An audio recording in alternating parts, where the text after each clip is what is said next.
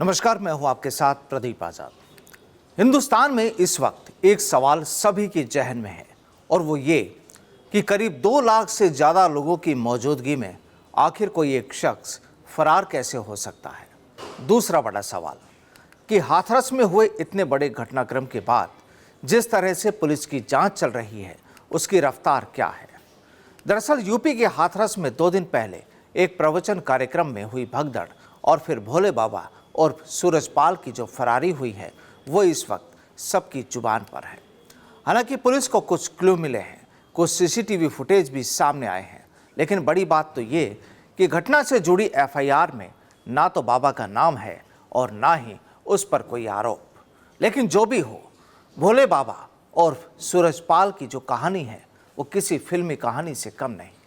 अब देखिए, इस बाबा के देश भर में करीब 100 करोड़ से ज़्यादा के आश्रम और ज़मीन, बाबा के पास लग्जरी गाड़ियों का काफिला, आलीशान आश्रम और करीब 100 सेवादार। ऐसी शान और शौकत है भोले बाबा की। और हैरानी की बात देखिए कि बाबा का दावा ये कि वे एक भी पैसा दान में नहीं लेता है। अब सामने आया है कि जब आश्रम से बाबा का काफिला निकलता है तो उसकी गाड़ी के पीछे सैकड़ों सेवादारों की फौज दौड़ती है। ये उसकी सुरक्षा में हमेशा तैनात रहते हैं। बाबा पुलिस प्रशासन पर भरोसा नहीं करता है। वो जहां जाता है उसके निजी सेवादार और खुद की आर्मी साथ रहती है। बाबा की फौज में शामिल सेवादार गुलाबी रंग की वर्दी पहनते हैं। बाबा मैनपुरी के आलीशान आश्रम में रहता है। यहाँ 6 बड़े कमरे उसके और उसकी पत्नी के लिए रिजर्व है। बिना इजाज़त यहाँ कोई नहीं पहुँच सकता। करीब 80 सेवादार तैनात रहते हैं वहाँ। बाबा का यह आश्रम करीब 21 बीघा में फैला हुआ है। बाबा को नज़दीक से जानने वालों की अगर बातों पर गौर किया जाए तो बाबा के पास 100 करोड़ से ज़्यादा के आश्रम और ज़मीन है और ये सभी आश्रम ट्रस्ट के नाम है।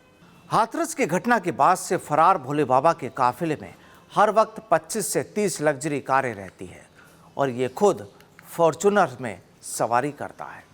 हाथरस में सत्संग करने भी बाबा 15 गाड़ियों के काफिले के साथ पहुंचा था।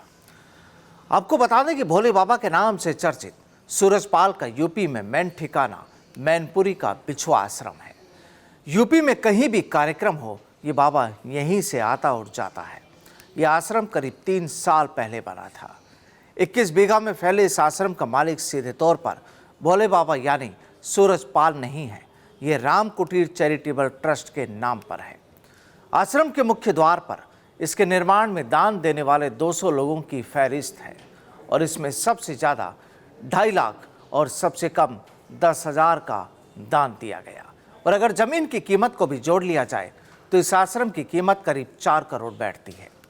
कानपुर में बाबा के एक आश्रम 14 बीघा में फैला हुआ है। आश्रम के आसपास ऐसा खौफ कि गांव के लोग वहां से निकलते हुए भी डरते हैं, वो कतराते हैं। और हैरानी की बात देखिए कि भोले बाबा के भक्त सिर्फ आम आदमी ही नहीं बल्कि बड़े बड़े अधिकारी भी हैं। और बताया जाता है कि अक्सर बड़ी बड़ी गाड़ियों में लोग इसके आश्रम पहुंचते हैं। वे सभी भोले बाबा के भक्त हैं, लेकिन सरकारी नौकरी होने के चलते नाम दान लिस्ट में नहीं लिखवाना चाहते और वो गुप्त दान होता है। बहरहाल योगी सरकार ने अभी इस हादसे की जांच के लिए न्यायिक आयोग बनाया है। इसकी अध्यक्षता इलाहाबाद हाई कोर्ट के रिटायर्ड जज जस्टिस ब्रजेश कुमार श्रीवास्तव करेंगे। रिटायर्ड आईएएस हेमंत राव और रिटायर्ड डीजी भवेश कुमार सिंह आयोग के मेंबर हैं। टीम 2 महीने में जांच पूरी कर रिपोर्ट सरकार को सौंपेगी और भविष्य में ऐसी घटना ना हो इसके लिए सुझाव भी दिए जाएंगे। लेकिन सवाल फिर वही कि आखिर कहां फरार हुआ तथाकथित बाबा। और उससे भी बड़ा सवाल ये कि बाबा की फरारी आखिरकार हुई कैसे और किन लोगों ने उसकी फरारी में मदद की।